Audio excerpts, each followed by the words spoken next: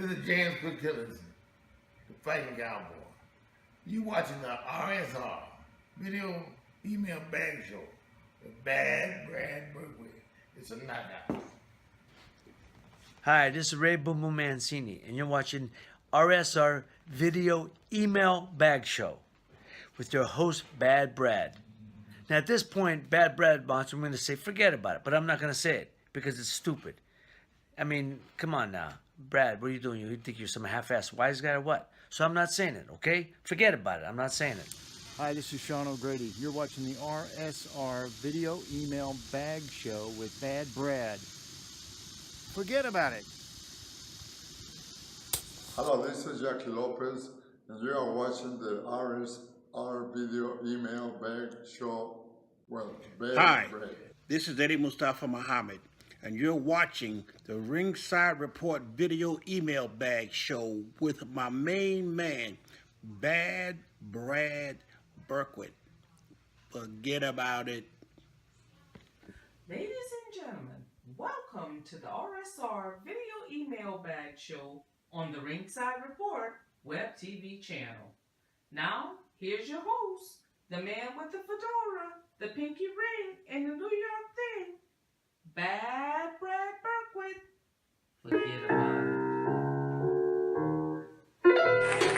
Out of the tree of life, I just picked me a plum.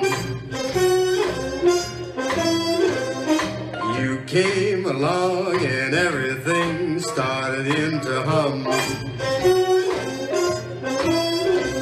Still, it's a real good bet, the best is yet to come. Hey, folks. I know it's been a minute. Actually, it's been a couple months, but I'm back now. You don't see all of my pictures on the wall because this is a temporary location for the RSR Video Email Bag Show. But before I get into your great questions, and I have all of them, I've got a lot of shows to do to catch up, folks, and I'm going to catch up, I promise you. I appreciate the emails, the texts, the phone calls, and so on, saying, where are you? Come back. We miss you. I miss you guys too. Now, we have relocated, Deb and I, to Maryville. Now, I said Maryville, whatever. Maryville, there it is, close enough. Indiana, which is our temporary location for the RSR Video Email Bag Show and RingsideReport.com, The Heart of Boxing, my business, and Newsbreaker as well. Now, Deb took that great job at BP Refinery in White, Indiana, and is loving it. Forget about it. If she was here, she'd do somersaults and backflips and so on. And Santino and Bella are doing good too. Santino's adjusting. The other day he said to me, hey, Dad, I think I'm going to like this place. Forget about it. I got a little thing going. I think he's got a card game going with a Shih Tzu and a Dalmatian and a Doberman Pinscher in the other building. Forget about it. But hey, like I said, it's a temporary location. We are actually building a house in Cedar Lake, Indiana. Look it up. There's a lot of history there. All right. My main man Al Capone and his cronies threw a lot of money in that town a long time ago. So you know it's a nice place. They'll be breaking ground probably the first week in February on our house. And I will have a new location, a new office, and I have all the pictures back up on the wall that people seem to really enjoy seeing. But in the meantime, let's get into the business and then get into your great questions. First of all, remember when we hit 1,300 subscribers to the RSR Video Email Bag Show, I'm still going to give away. I carried this with me in the car on the drive from Tulsa, Oklahoma, all the way to Indiana. Welcome to the big time, the autobiography of one Ernie, the Acorn Shavers, the hardest hitting heavyweight in heavyweight history. Forget about it. And all you have to do, Tommy Lamont, wait for it, is hit that button and subscribe. Or is it on this side? I don't know. I'm backwards now. I used to shoot from the other angle. Whatever it is, hit that button and subscribe. And I appreciate each and every one of you that does. Now, if you want to be on my next show, and there's going to be a lot of shows, okay? Send your questions in to ringsidereport2014@gmail.com. Again, that's ringsidereport2014@gmail.com. All right, without further ado, forget about it. Let's get into your great questions. And it's 50 degrees. You know, when we got here almost a month ago, Deb and I, we pulled in. Now, you know she's from Louisiana. Forget about it. She was like, is it going to be cold? Is it going to be cold? Ay, marron, sweet tornado. Is it cold? 8 below zero when we first pulled up here, which 8 below zero feels about 20 below zero. But today, believe it or not, it's very sunny. In my office here outside the window, you can't see it, but it's 50 degrees. So let's get this party started. First question is, hey, Bad Brad, with all the talk going on at the moment about current heavyweights such as Joshua, Wilder, Ortiz, Fury, etc., how do you rate New Zealand's own WBO heavyweight champion Joseph Parker? Granted, he hasn't been really tested yet, but you think he can hold his own against the other big boys? And just quickly, would you rate Carlos Monzon, the tough Argentina middleweight from the 70s, as one of the greatest middleweights of all time? Thanks a lot, and I really enjoy your show. Your friend, Carl H.W. from New Zealand. Well, Carl H., you know what? I got your question a long time ago. My assistant put it on my desk in Tulsa, but as you know, we're making that move, so we shut everything down. But I don't forget about my fans and my followers. I told you, okay, through my assistant that I would answer your question. Here it goes. First up, Joseph Parker. He's a good, solid fighter. How would he do? Well, I'm going to tell you. I think he's got a good chance of beating Deontay Windmill Wilder. I don't think he beats Anthony Joshua. I don't think he's in his league. I think Joshua will take him out in about four rounds. So, but can he be competitive? Sure. He's a decent heavyweight. I don't think he's one of the best, of course, but he's very good. I think he has a good chance of beating Wilder if he doesn't get cracked with one of those big punches that Wilder can land. But I don't see him doing anything pretty much with Anthony Joshua. Okay? Now you want to know about Carlos Monzon, forget about it. Carlos Monzon, top 3. Top 2, you could say. My number 1 greatest middleweight of all time is Marvelous Marvin Hagler. You could say it's Monzon. You could argue Hagler, Monzon, Hopkins, or Hopkins, Monzon, Hagler, or you can reverse them. But I'd say he's in the top 3 middleweights of all time, and I would go with mine is Marvelous Marvin Hagler. I'd say Monzon is number 2 and Hopkins is number 3. Now you can reverse those and you won't get any complaints out of me, okay? But Marvelous Marvin Hagler, in my opinion, is the best. But Carlos Monzon was a beast in his day. All right, send your questions anytime, pal, all the way from New Zealand. Forget about it. Thank you again for your patience. Next up, Bad Brad, where have you been? I've been going through forget about it withdrawals and even spelled it right. Over here, buddy, without an email back. Did you see the Shields versus Nelson fight recently? What are your thoughts about Claressa Shields? Tony T from Brooklyn, New York. Oh, Tony T from Brooklyn, New York, my old stomping grounds. Forget about it. Yes, I did see the fight. Okay, and I thought, honestly, that Shields would take Nelson out. Nelson got a lot of heart, but not a lot of skills. Let's be honest. Okay, but I give everybody credit that steps into the ring. She's just not very skilled. And if she was undefeated, which she was, I should say, what was the level of competition that she faced? Unfortunately, women's boxing doesn't have the strongest competition in a lot of these weight classes, and the women that can fight don't always get the TV time. Okay, I saw the fight as a knockout. She went 10 rounds with Claressa Shields. I was a little disappointed in Claressa. I think she should have taken her out. Her trainer gave her good advice. Sit down in your punches. I don't know what was going on with Claressa. Now, she got the W, and that's all that counts.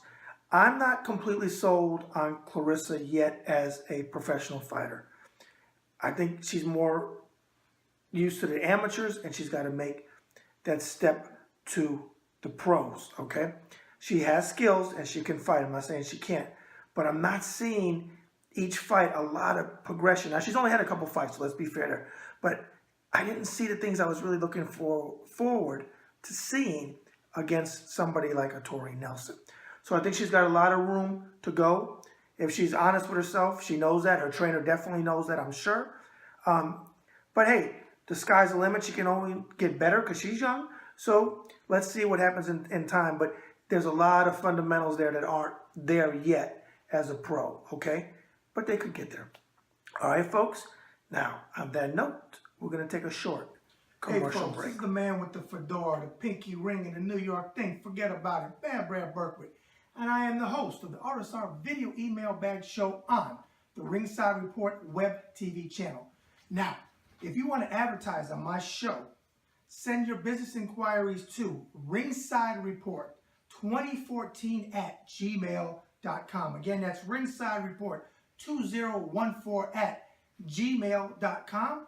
Or if you're on Facebook and we're Facebook friends, you can send me an instant message, or you can call the Ringside Report office at 703-517-2155. Forget about it. That's Pat Cooper. He's an Italian comedian that I was his guest in Atlantic City. We had dinner. Great guy. Tony Curtis over there. And then there's Frank Sinatra with my pal Ace Alanya, who owned the Italian Tribune. Are we going to do a history lesson on these pictures, or are we going to shoot your video ad? Excuse me.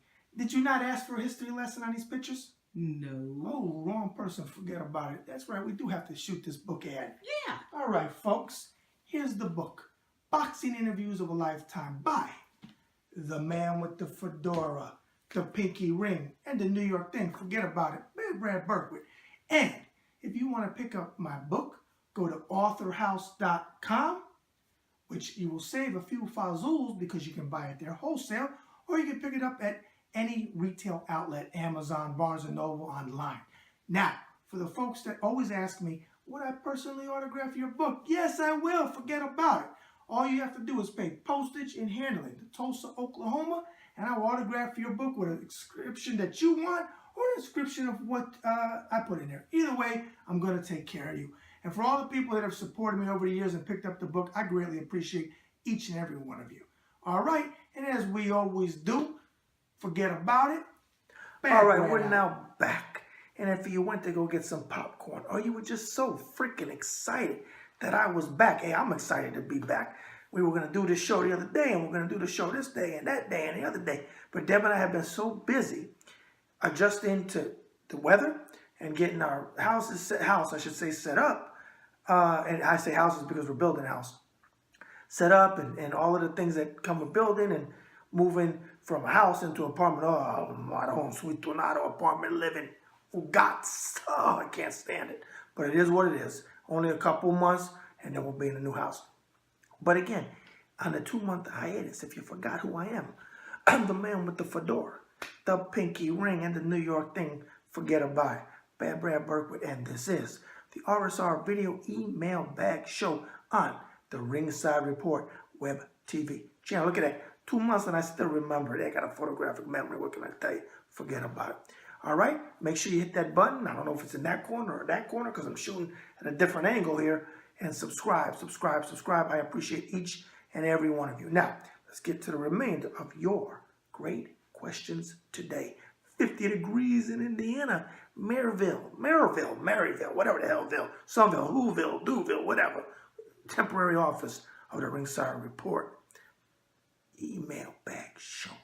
Now,